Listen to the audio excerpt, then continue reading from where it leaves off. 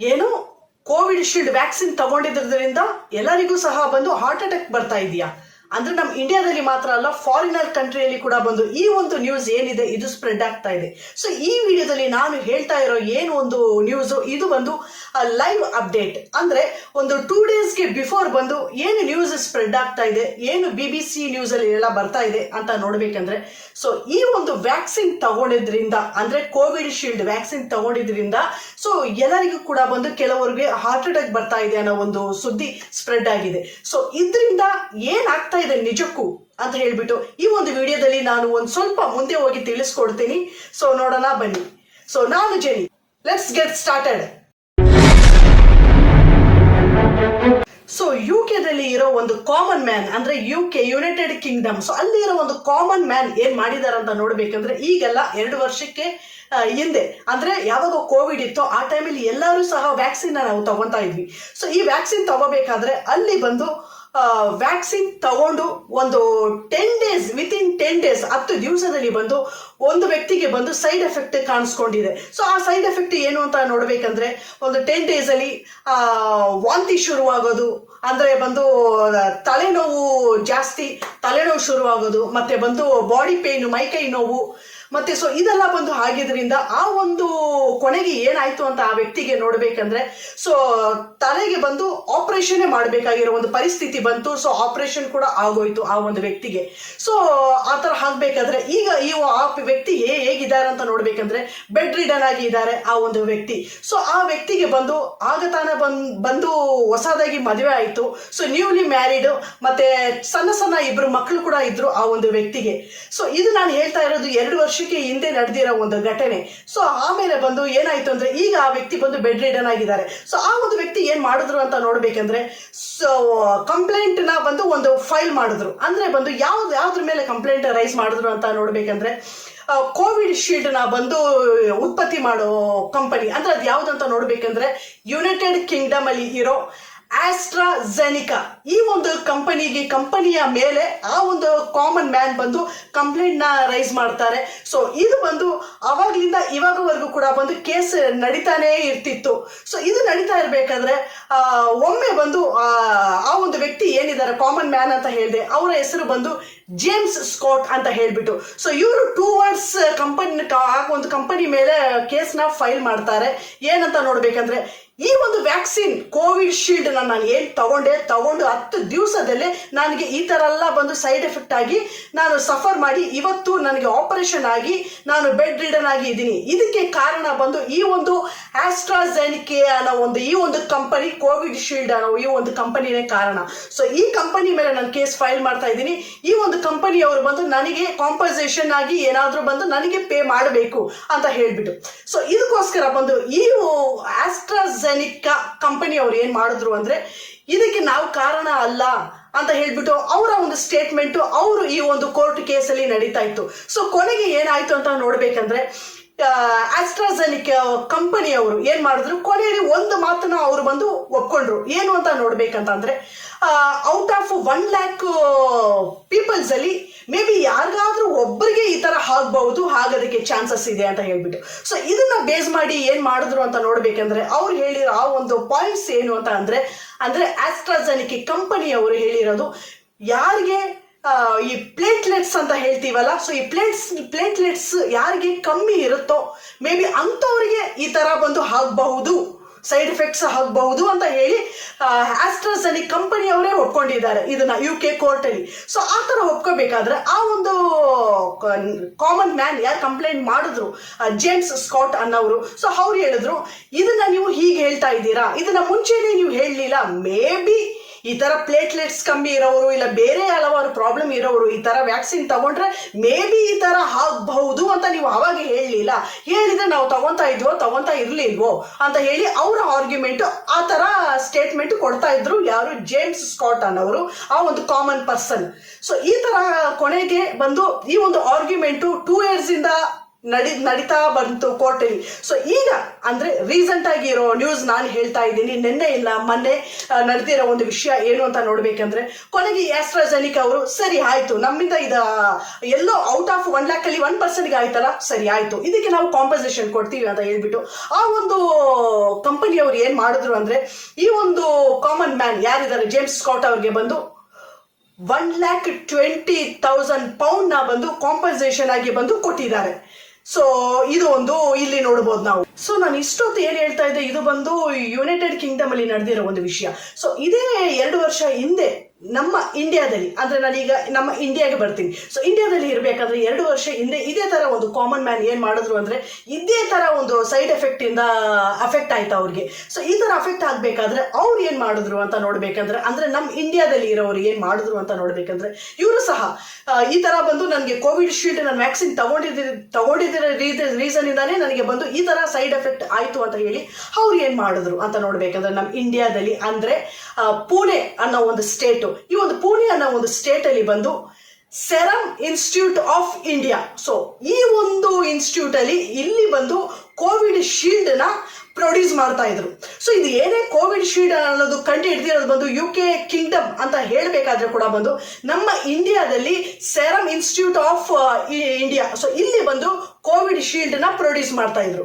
So ಇಲ್ಲಿ 2 years back ಒಂದು common man ಚೆನ್ನೈಲಿ ಇರೋ ಒಂದು ಪರ್ಸನ್ ಈ ತರ ಸೈಡ್ ಎಫೆಕ್ಟ್ ಆಗಿದ್ರಿಂದ ಇವರು ಈ ಒಂದು ಇಂಡಿಯಾದಲ್ಲಿ ಇರೋ ನಮ್ಮ ಸೆರಮ್ ಇಂಡಿಯಾ ಆಫ್ ಇನ್ಸ್ಟಿಟ್ಯೂಟ್ಗೆ ಬಂದು ಟುವರ್ಡ್ಸ್ ಕಂಪ್ಲೇಂಟ್ ನಾನು ಮಾಡ್ತೀನಿ, ನನಗೆ ಈ ಒಂದು ಕೋವಿಡ್ ಶೀಲ್ಡ್ ತಗೊಂಡಿದ್ರಿಂದಾನೇ ನನಗೆ ಸೈಡ್ ಎಫೆಕ್ಟ್ ಆಯ್ತಂತ. ಸೊ ಇದನ್ನ ಕೇಳಿ ಆ ಒಂದು ಕಂಪನಿಯವ್ರು ಏನ್ ಮಾಡಿದ್ರು ಅಂದ್ರೆ, ಸೆರಮ್ ಇನ್ಸ್ಟಿಟ್ಯೂಟ್ ಆಫ್ ಇಂಡಿಯಾದವರು ನಿಮ್ಮ ದೇಹದಲ್ಲಿ ಇರೋ ಒಂದು ಪ್ರಾಬ್ಲಮ್, ನಿಮ್ಮಲ್ಲಿ ಇರೋ ಒಂದು ಡಿಸೀಸ್ಗೋಸ್ಕರ ಈ ಒಂದು ವ್ಯಾಕ್ಸಿನ್ ತಗೊಂಡಿದ ಮೇಲೆ ಸೈಡ್ ಎಫೆಕ್ಟ್ ಆಯ್ತು, ಸೊ ಇದನ್ನ ತಗೊಂಡು ಬಂದು ನೀವು ನಮ್ಮ ತಲೆ ಮೇಲೆ ಹಾಕ್ಬೇಡಿ ಅಂತ ಹೇಳ್ಬಿಟ್ಟು ಈ ಒಂದು ಸೆರಮ್ ಇನ್ಸ್ಟಿಟ್ಯೂಟ್ ಆಫ್ ಇಂಡಿಯಾ ಏನಿದೆ ಈ ಒಂದು ಕಂಪನಿಯವರು ಆ ಒಂದು ಕಾಮನ್ ಮ್ಯಾನ್ಗೆ ಬಂದು ತಿರುಗಿಸಿ ಈ ತರ ಒಂದು ಆನ್ಸರ್ ಕೊಟ್ಟು, ಅದು ಮಾತ್ರ ಅಲ್ಲ ನಮ್ಮ ತಲೆ ಮೇಲೆ ಹಾಕ್ಬಾರ್ದು, ಅದು ಮಾತ್ರ ಅಲ್ಲ ನೀವೇನಾದ್ರೂ ಕಂಪ್ಲೇಂಟ್ ನ ರೈಸ್ ಮಾಡಿದ್ರೆ ತಿರುಗಿಸಿ ನಾವು ನಿಮ್ಮ ಮೇಲೆ ಕಂಪ್ಲೇಂಟ್ ರೈಸ್ ಮಾಡ್ತೀವಿ, ನೀವು ನಮಗೆ 100 ಕೋಟಿ ಕೊಡಬೇಕು ಅಂತ ಹೇಳಿ ಈ ಒಂದು ಕಂಪನಿಯವರು ನಮ್ಮ ಇಂಡಿಯಾದಲ್ಲಿ ಇರೋ ಕಾಮನ್ ಮ್ಯಾನ್ಗೆ ಬಂದು ಈ ತರ ಆನ್ಸರ್ ಮಾಡಿದ್ರು. ಸೊ ಇದನ್ನ ಮಾಡ್ಬೇಕಾದ್ರೆ ಆ ಒಂದು ಕಾಮನ್ ಮ್ಯಾನ್ ಬಂದು ಏನು ಹೇಳಲಿಲ್ಲ, ಕಂಪ್ಲೀಟ್ ಆಗಿ ಸೈಲೆಂಟ್ ಆಗೋದ್ರು. ಸೊ ಇದರಲ್ಲಿ ಬಂದು ಏನು ಗೊತ್ತಾಗ್ತಿದೆ ಅಂತ ಹೇಳ್ಬೇಕಂದ್ರೆ ನೋಡಿ, ಯುನೈಟೆಡ್ ಕಿಂಗ್ಡಮ್ ಅಲ್ಲಿ ಬಂದು ಒಂದು ಕಾಮನ್ ಮ್ಯಾನ್ ಬಂದು ಇದೇ ಒಂದು ಸೈಡ್ ಎಫೆಕ್ಟ್ ಗೋಸ್ಕರ ಬಂದು ಟುವರ್ಡ್ಸ್ ಆ ಒಂದು ಕಂಪನಿ ಏನಿದೆ ಆಸ್ಟ್ರಾಜೆನಿಕಾ ಕಂಪನಿ ಮೇಲೆ, ಅಷ್ಟು ದೊಡ್ಡ ಕಾರ್ಪೊರೇಟ್ ಕಂಪನಿ ಮೇಲೆ ಒಂದು normal common man complaint raise ಮಾಡಿ, ಅದು ಇವತ್ತಿಗೆ ಬಂದು ಅವ್ರಿಗೆ 1,20,000 pounds ಸೊ ಅವ್ರಿಗೆ ಕಾಂಪನ್ಸೇಷನ್ ಆಗಿ ಅಲ್ಲಿ ಸಿಕ್ತು ಒಂದು ಕಾಮನ್ ಮ್ಯಾನ್. ಅದೇ ಬಂದು ನಾವು ಇಂಡಿಯಾದಲ್ಲಿ ಇರೋ ಒಂದು ಕಾಮನ್ ಮ್ಯಾನ್ ಬಂದು ಇಷ್ಟು ದೊಡ್ಡ ಕಂಪನಿ ಮೇಲೆ ಬಂದು ಕಂಪ್ಲೇಂಟ್ ಮಾಡ್ತೀನಿ ಅಂದ್ರೆ, ಸೊ ಇಲ್ಲಿ ಬಂದು ಆ ತರ ಯಾವುದು ಕೂಡ ಬಂದು ನಡೆದಿಲ್ಲ. ಸೊ ಆ ಒಂದು ಕಾಮನ್ ಮ್ಯಾನ್ ಬಂದು ಕಂಪ್ಲೀಟ್ ಆಗಿ ಸೈಲೆಂಟೇ ಆಗೋದು. ಸೊ ಇದನ್ನ ನೆನೆಸ್ಕೊಂಡ್ರು ಎಲ್ಲ ಒಂದು ಕಡೆ ಒಂದು ಸ್ವಲ್ಪ ಬೇಸರ ಆಗುತ್ತೆ. ಸೊ ಇದೊಂದು ಇಲ್ಲಿ ನಾವು ತಿಳ್ಕೊಬಹುದು. ಸೊ ಇದಾದ್ಮೇಲೆ ಬಂದು ನೆಕ್ಸ್ಟ್ ಇದನ್ನು ದಾಟಿ ಈಗ ನಿಜವಾಗ್ಲೂ ಏನು ಪ್ರಾಕ್ಟಿಕಲ್ ಆಗಿ ಏನ್ ನಡೀತಾ ಇದೆ ಅಂತ ಹೇಳಿ ನಾವು ನೋಡೋಣ ಏನು ಅಂತ ಹೇಳಿ. ಸೊ ಇದನ್ನ ಹೇಳ್ಬೇಕಾದ್ರೆ ನಿಜಕ್ಕೂ ಈ ಒಂದು ವ್ಯಾಕ್ಸಿನ್ ತಗೊಂಡಿದ್ರಿಂದ ಎಲ್ಲರಿಗೂ ಕೂಡ ಬಂದು ಸೈಡ್ ಎಫೆಕ್ಟ್ಸ್ ಆಗ್ತಾ ಇದೆಯಾ, ಇಲ್ಲ ನಿಜಕ್ಕೂ ಬಂದು ಹಾರ್ಟ್ ಅಟ್ಯಾಕ್ ಆಗ್ತಾ ಇರೋದು ಇದರಿಂದಾನೇ ಅಂತ ನೋಡ್ಬೇಕಂದ್ರೆ, ಸೊ ಇದು ಬಂದು ಖಂಡಿತ ಆ ತರ ಬಂದು ಹೇಳಕ್ ಆಗೋದಿಲ್ಲ. ಯಾಕೆ ಅಂತ ಅಂದ್ರೆ, ಸೊ ಏನು ಕೋವಿಡ್ ಶೀಲ್ಡ್ ನ ಬಂದು ಅವರು ಪ್ರೊಡ್ಯೂಸ್ ಮಾಡಿದ್ರು, ಸೊ ಇದು ಬಂದು ಯುನೈಟೆಡ್ ಕಿಂಗ್ಡಮ್ ಅಲ್ಲಿ ಆ ಇಡೀ ಕಂಟ್ರಿನೇ ಬಂದು ಈ ವ್ಯಾಕ್ಸಿನ್ ನ ತಗೊಂಡಿದೆ. ಸೊ ಅಲ್ಲಿ ಬಂದು ಯಾವುದೇ ಕೂಡ ಬಂದು ರೇಷಿಯೋ ಲೆವೆಲ್ ಯಾವುದು ಕೂಡ ಜಾಸ್ತಿ ಇಲ್ಲ. ಅಂದ್ರೆ ಔಟ್ ಆಫ್ 1 lakh ಪೀಪಲ್ಸ್ ಅಲ್ಲಿ ಎಲ್ಲೋ 1-2 ಕೇಸಸ್ ಈ ತರ ಆಗುತ್ತೆ. ಸೊ ಇದನ್ನ ಪೂರ್ತಿಯಾಗಿ ನಾವು ತೆಗೆದು ಆ ಒಂದು ವ್ಯಾಕ್ಸಿನ್ ಮೇಲೆ ಬಂದು ನಾವು ಕಂಪ್ಲೇಂಟ್ ಮಾಡಕ್ಕೆ ಆಗೋದಿಲ್ಲ. ಸೊ ಇದು ಕೂಡ ಬಂದು ನಾವು ಪ್ರಾಕ್ಟಿಕಲ್ ಆಗಿ ಥಿಂಕ್ ಮಾಡಬಹುದು ಏನು ಅಂತ ಹೇಳ್ಬಿಟ್ಟು. ಸೊ ಈ ಅದೇ ಅಟ್ ದಿ ಸೇಮ್ ಟೈಮ್ ಬಂದು ನಮ್ಮ ಇಂಡಿಯಾದಲ್ಲಿ ಕೂಡ ಬಂದು ಪಾಪ್ಯುಲೇಷನ್ ನೋಡ್ಬೇಕಂದ್ರೆ ನಮ್ಮ ಒಂದು ಇಂಡಿಯಾದಲ್ಲಿ ಇರೋ ಜನಸಂಖ್ಯೆ ಬಂದು 100 ಕೋಟಿ ಜನ ಅದಕ್ಕಿಂತ ಮೇಲಿದ್ದಾರೆ. ಸೊ ಹಾಗೆ ನೋಡಕ್ ಹೋಗ್ಬೋದು ನಾವು ಎಷ್ಟೋ ಜನ ಬಂದು ತಗೊಂಡಿದೀವಿ, ಬಟ್ ಎಲ್ಲ 1-2 ಬಂದು ಕೇಸಸ್ ಬಂದು ಸೈಡ್ ಎಫೆಕ್ಟ್ಸ್ ಏನೋ ಆಗಿದೆ. ಸೊ ಇದನ್ನ ಕೂಡ ಬಂದು ಏನೋ ಅವ್ರ ಬಾಡಿಯಲ್ಲಿರೋ ಡಿಸೀಸು ಇಲ್ಲ ಏನೋ ಒಂದು ಆಗಿರ್ಬೋದು ವಿನಃ ಸೊ ಪೂರ್ತಿ ಬಂದು ಈ ಒಂದು ವ್ಯಾಕ್ಸಿನ್ ಇಂದಾನೆ ಅಂತ ಹೇಳಿ ಪೂರ್ತಿಯಾಗಿ ನಾವು ಹೇಳಕ್ ಆಗೋದಿಲ್ಲ. ಬಟ್ ಸೊ ಮೈಲ್ಡ್ ಆಗಿ ಏನಾದ್ರೂ ಒಂದು ಸೈಡ್ ಎಫೆಕ್ಟ್ಸ್ ಮೇ ಬಿ ಇರಬಹುದು. ಸೊ ಅದು ಮೈಲ್ಡ್ ಆಗಿ ಸ್ಮಾಲ್ ಆಗಿ ಏನಾದ್ರೂ ಇರಬಹುದು. ಸೊ ಈ ತರ ನಾವು ತಿಳ್ಕೊಬಹುದು. ಸೊ ಹಾಗಾದ್ರೆ ಯಾಕಂದ್ರೆ ಬಂದು ಎಲ್ಲ ಕಡೆ ಇರೋ ಎಲ್ಲ ಕಂಟ್ರೀಸ್ ಅಲ್ಲಿ ಇರೋ ಡಾಕ್ಟರ್ಸ್ ಏನ್ ಹೇಳ್ತಾ ಇದ್ದಾರೆ, WHO ವರ್ಲ್ಡ್ ಹೆಲ್ತ್ ಆರ್ಗನೈಸೇಷನ್ ಏನ್ ಹೇಳ್ತಾ ಇದೆ, ಸೊ ಇದ್ರ ಬಗ್ಗೆ ವ್ಯಾಕ್ಸಿನ್ ಬಗ್ಗೆ ಅಂತ ನೋಡ್ಬೇಕಂದ್ರೆ ಸೊ ಖಂಡಿತ ಇದ್ರದ್ದು ಬಂದು ಬೆನಿಫಿಟ್ಸ್ ಏನು ಅಂತ ನೋಡೋಣ ಅಂದ್ರೆ ಡಾಕ್ಟರ್ಸ್ಗಳು ಹೇಳೋದು, ಸೊ ಈ ಒಂದು ವ್ಯಾಕ್ಸಿನ್ ತಗೊಂಡಿದ್ರಿಂದಾನೇ ಇಷ್ಟು ಸೈಡ್ ಎಫೆಕ್ಟ್ ಆಗ್ತಾ ಇದೆ, ಮತ್ತೆ ಹಾರ್ಟ್ ಅಟ್ಯಾಕ್ ಆಗುತ್ತೆ ಎಲ್ರಿಗೂ ಅನ್ನೋದು, ಸೊ ಯಾವುದು ಕೂಡ ಬಂದು ಆಗೋದಿಲ್ಲ. ಅಂದ್ರೆ ತುಂಬಾ ರೇರೆಸ್ಟ್ ಕೇಸಸ್ ಮಾತ್ರ ಎಲ್ಲೋ ಒಂದು ಕಡೆ ಏನೋ ಒಂದು ಸೈಡ್ ಎಫೆಕ್ಟ್ ಆಗ್ಬೋದು ವಿನಃ, ಸೊ ಇದರಿಂದ ವ್ಯಾಕ್ಸಿನ್ ತಗೊಂಡಿದ್ರಿಂದ ಈ ತರ ಆಗತ್ತೆ ಅಂತ ಯಾರು ತಿಳ್ಕೊಬೇಡಿ, ಸೊ ಯಾರು ಹೆದರ್ಕೋಬೇಡಿ, ಯಾವುದೇ ಒಂದು ವಿಷಯಕ್ಕೆ ಕೂಡ ಬಂದು ನೀವು ಬಂದು ಪ್ಯಾನಿಕ್ ಆಗಬೇಡಿ. ಸೊ ಇದ್ರಲ್ಲೇ ಆಗುತ್ತಾ, ಎಷ್ಟೋ ಜನ ಕೆಲವೊಬ್ರು ಬಂದು ಅಯ್ಯೋ ನಾನು ಕೋವಿಡ್ ಶೀಲ್ಡ್ ತಗೊಂಡ್ಬಿಟ್ಟಿದ್ದೀನಿ ಇದರಿಂದಾನೇ ನನಗೆ ಏನಾದ್ರು ಆಗ್ಬಿಡುತ್ತಾ ಅಂತ ಹೇಳ್ಬಿಟ್ಟು ಈ ಒಂದು ಸ್ಟ್ರೆಸ್ ಇಂದಾನೇ ಅವರು ಇನ್ನೂ ಬಂದು ಬೇರೆ ಲೆವೆಲ್ಗೆ ಹೋಗ್ತಾರೆ. ಸೊ ಹಾಗಾಗಿ ಬಂದು ಈ ತರ ಬಂದು ಯಾವುದೂ ಇಲ್ಲ ಅನ್ನೋದನ್ನ ಫಸ್ಟ್ ನಾವು ತಿಳ್ಕೊಳ್ಳೋಣ. ಸೊ ಇದನ್ನ ನಾನು ಕೋವಿಡ್ ಶೀಲ್ಡ್ 2 ಡೋಸ್ ತಗೊಂಡಿದ್ದೀನಿ, ಸೊ ಹಾಗಾಗಿ ಬಂದು ಸೊ ಆ ತರ ಯಾವುದು ಇಲ್ಲ ಅಂತ ನಾವು ತಿಳ್ಕೊಳ್ಳೋಣ. ಪ್ಯಾನಿಕ್ ಆಗೋದು ಬೇಡ. ಸೊ ಇದರಿಂದ ಹಾರ್ಟ್ ಅಟ್ಯಾಕ್ ಆಗುತ್ತೆ ಅನ್ನೋದನ್ನ ಯಾವುದನ್ನು ತಿಳ್ಕೊಬೇಡಿ. ಸೊ ಇದನ್ನ ಯಾಕೆಂದ್ರೆ ಬಂದು ಅಷ್ಟು ಈಸಿಯಾಗಿ ಬಂದು ಒಂದು ವ್ಯಾಕ್ಸಿನ್ ನ ಬಂದು ಇಡೀ ವರ್ಲ್ಡ್ಗೆ ಕೊಡಬೇಕು ಅಂತ ಅಂದ್ರೆ ಅಷ್ಟು ಈಸಿಯಾಗಿ ಅವರು ಬಂದು ಈಸಿಯಾಗಿ ಮ್ಯಾನುಫ್ಯಾಕ್ಚರ್ ಆ ತರ ಮಾಡಕ್ ಆಗೋದಿಲ್ಲ ಎಲ್ಲ ಒಂದು ಕೂಡ ಬಂದು. ಸೊ ಅಷ್ಟು ಕಂಪ್ಲೀಟ್ ಆಗಿ ಅದನ್ನ ಕಂಡು ಹಿಡಿಯೋದಕ್ಕೆ ಅಷ್ಟು ಪ್ರೊಸೀಜರ್ಸ್ ಇರುತ್ತೆ. ಸೊ ಅಷ್ಟು ಟೈಮ್ನ ಅವರು ತಗೊಂಡ್ರು ಸಮಯನ ಕಂಡು ಹಿಡಿಯೋದಕ್ಕೆ. ಸೊ ಹಾಗಾಗಿ ಬಂದು ಇದರಿಂದ ಆಗುತ್ತೆ ಅಂತ ಯಾರು ಕೂಡ ಬಂದು ಪ್ಯಾನಿಕ್ ಆಗಬೇಡಿ. ಸೊ ಇದೊಂದು ಇಲ್ಲಿ ತಿಳ್ಕೊಳ್ಳೋಣ ಏನು ಅಂತ ಹೇಳ್ಬಿಟ್ಟು. ಸೊ ಇಲ್ಲಿ ಒಂದು ಸಣ್ಣ ಒಂದು ಎಕ್ಸಾಂಪಲ್ ಕೊಡೋದಕ್ಕೆ ನಾನು ಹೇಳ್ತಿದ್ದೀನಿ ಏನು ಅಂತ ಹೇಳ್ಬಿಟ್ಟು. ಎಕ್ಸಾಂಪಲ್ ನೋಡ್ಬೇಕಂದ್ರೆ ಎಬೋಲಾ ಅನ್ನೋ ಒಂದು ವೈರಸ್ ಡಿಸೀಸ್ ಇದೇ ತರನೇ ಕೂಡ ಬಂದು ಸ್ಪ್ರೆಡ್ ಆಯ್ತು, ವರ್ಲ್ಡ್ ಲೆವೆಲ್ ಸ್ಪ್ರೆಡ್ ಆಯ್ತು. ಯಾವಾಗ ಆಯ್ತು ಅಂತ ನೋಡ್ಬೇಕಂದ್ರೆ 1976ಕ್ಕೆ ಶುರುವಾಗಿ ಅದು ಕಂಪ್ಲೀಟ್ ಆಗಿ ಫ್ರೀ ಆಗಿದ್ದು ಯಾವಾಗ ಅಂತ ನೋಡ್ಬೇಕಂದ್ರೆ 2012ರಲ್ಲಿ ಫ್ರೀ ಆಯ್ತು.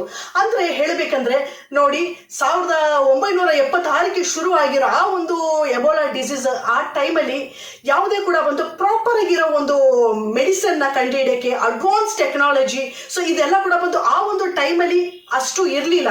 ಆ ಒಂದು ಕಾರಣಕ್ಕೋಸ್ಕರ ಏನಾಯ್ತು ಅಂದ್ರೆ ಈ ಒಂದು ಎಬೋಲಾ ಅನ್ನೋದು 1976ರಲ್ಲಿ ಶುರುವಾಗಿ ಎಷ್ಟು ವರ್ಷ ಅದು ಇತ್ತು ಅಂತ ನೋಡ್ಬೇಕಂದ್ರೆ ಅಪ್ರಾಕ್ಸಿಮೇಟ್ ಆಗಿ 30 ವರ್ಷ ಆ ಒಂದು ಎಬೋಲಾ ಆ ಒಂದು ಡಿಸೀಸ್ ವೈರಸ್ ಈ ವರ್ಲ್ಡ್ ಅಲ್ಲಿ ಇತ್ತು. ಎಲ್ಲ ಕಡೆನೂ ಕಂಪ್ಲೀಟ್ ಆಗಿ ಫ್ರೀ ಆಗ್ಲಿಲ್ಲ. ಸೊ ಹಾಗಾಗಿ 30 ವರ್ಷ ಇದ್ದಿರೋ ಆ ಒಂದು ಟೈಮ್ಗೆ ನಾವು ಕಂಪೇರ್ ಮಾಡಿದ್ರೆ ಈಗ ಈ ಒಂದು ಕೊರೋನಾ ಏನು ಸ್ಟಾರ್ಟ್ ಆಯ್ತು, ಈ ಒಂದು ಕೊರೋನಾಗೆ ತಗೊಂಡಿರೋ ಈ ಒಂದು ವ್ಯಾಕ್ಸಿನ್ ಕಂಡುಹಿಡಿಯಕ್ಕೆ ತಗೊಂಡಿರೋ ಈ ಒಂದು ಟೈಮ್ ನೋಡ್ಬೇಕಂದ್ರೆ ವೆರಿ ಶಾರ್ಟ್ ಪೀರಿಯಡ್, ಒಂದು 1 ಇಯರ್ ಅಲ್ಲಿ ಬಂದು ಈ ಒಂದು ವ್ಯಾಕ್ಸಿನ್ ನ ಎಲ್ಲಾನು ಕಂಡುಹಿಡಿದು ಪೂರ್ತಿಯಾಗಿ ಎಲ್ಲರಿಗೂ ಈ ವ್ಯಾಕ್ಸಿನ್ ನ ಕೊಟ್ಟು ಸೊ ವಿತಿನ್ 2 ಇಯರ್ಸ್ ಅಲ್ಲೇ ಬಂದು ಈ ಒಂದು ಕೊರೋನಾ ಏನಿದೆ ಕಂಪ್ಲೀಟ್ ಆಗಿ ಬಂದು ವ್ಯಾನಿಶ್ ಆಗೋಯ್ತು. ಸೊ ಕಂಪ್ಲೀಟ್ ಆಗಿ ಫ್ರೀ ಆಯ್ತು ವರ್ಲ್ಡ್ ಹೇಳ್ಬೇಕಂದ್ರೆ. ಸೊ ಇದಕ್ಕೆ ಕಾರಣ ಬಂದು ಈ ಒಂದು ವ್ಯಾಕ್ಸಿನ್ ನಾವು ತಗೊಂಡಿರೋ ಒಂದೇ ಒಂದು ಕಾರಣಕ್ಕೋಸ್ಕರನೇ ಎಲ್ಲ ವೈರಸ್ಸು ಹೋಯ್ತು ಕೊರೋನಾದು. ಇವತ್ತು ಕಂಪ್ಲೀಟ್ ಆಗಿ ಥ್ರೂ ಔಟ್ ವರ್ಲ್ಡ್ ಲೆವೆಲ್ ಅಲ್ಲಿ ನಾವೆಲ್ಲ ವಿತೌಟ್ ಕೊರೋನಾದಲ್ಲಿ ಫ್ರೀ ಆಗಿ ಸಸ್ಟೈನ್ ಆಗ್ತಾ ಇದ್ದೀವಿ. ಅದಕ್ಕೆ ಕಾರಣ ಬಂದು ಈ ಒಂದು ವ್ಯಾಕ್ಸಿನ್. ಸ್ವಲ್ಪ ಯೋಚನೆ ಮಾಡಿ, 30 ವರ್ಷ ಎಬೋಲಾದಲ್ಲಿ ಇದ್ದಿರೋ ಆ ಒಂದು ಡಿಸೀಸ್ ಎಲ್ಲಿ ಇದೆ ಲಾಂಗ್ ಡ್ಯೂರೇಷನ್, ನಾವು ವ್ಯಾಕ್ಸಿನ್ ತಗೊಂಡಿರೋ ಒಂದು ಕಾರಣಕ್ಕೋಸ್ಕರ ಬಂದು ವಿತಿನ್ 2 ಇಯರ್ಸ್ ಅಲ್ಲೇ ನಾವು ಕಂಪ್ಲೀಟ್ ಆಗಿ ವ್ಯಾನಿಶ್ ಆಗೋಯ್ತು ಈ ಒಂದು ಕೊರೋನಾ. ಸೊ ಹಾಗಾಗಿ ಬಂದು ಯಾರು ಕೂಡ ಬಂದು ಈ ಒಂದು ವ್ಯಾಕ್ಸಿನ್ ತಗೊಂಡಿರೋದ್ರಿಂದ ಹಿಂಗೆ ಅಂತ ಯಾರು ಪ್ಯಾನಿಕ್ ಆಗಬೇಡಿ. ಸೊ ಅದರಿಂದ ಏನೂ ಆಗೋದಿಲ್ಲ. ಸೊ ಅದನ್ನ ನಾನು ಈ ಒಂದು ವಿಡಿಯೋದಲ್ಲಿ ನಾನು ಹೇಳ್ಕೊತೀನಿ. ಆಕ್ಚುಲಿ ಈ ಒಂದು ಏನಿದೆ ಇವತ್ತು ನಾನು ಹೇಳೋದಕ್ಕೆ, ಸೊ ಇದು ರೀಸೆಂಟ್ ಆಗಿರೋ ಒಂದು ನ್ಯೂಸ್, ಜಸ್ಟ್ 2 ಡೇಸ್ ಅಲ್ಲಿ ಬಂದು BBC ನ್ಯೂಸ್ ಅಲ್ಲೆಲ್ಲ ಬಂದು ಸ್ಪ್ರೆಡ್ ಆಯ್ತು ಈ ಒಂದು ರಿಸಲ್ಟ್ ಏನು ಅಂತ ಹೇಳ್ಬಿಟ್ಟು. ಸೊ ಅದಕ್ಕೋಸ್ಕರ ಇದನ್ನ ಬಂದು ಈ ವಿಡಿಯೋದಲ್ಲಿ ನಾನು ಹೇಳ್ತಾ ಇದ್ದೀನಿ ಫ್ರೆಂಡ್ಸ್. ಸೊ ಪ್ಯಾನಿಕ್ ಆಗಬೇಡಿ. ನಾನು ಜೆನಿ ಈ ವಿಡಿಯೋದಲ್ಲಿ ಈ ಒಂದು ಇದನ್ನ ಹೇಳಿ ನಾನು ಮುಗಿಸ್ತಾ ಇದ್ದೀನಿ. Thank you so much. Bye.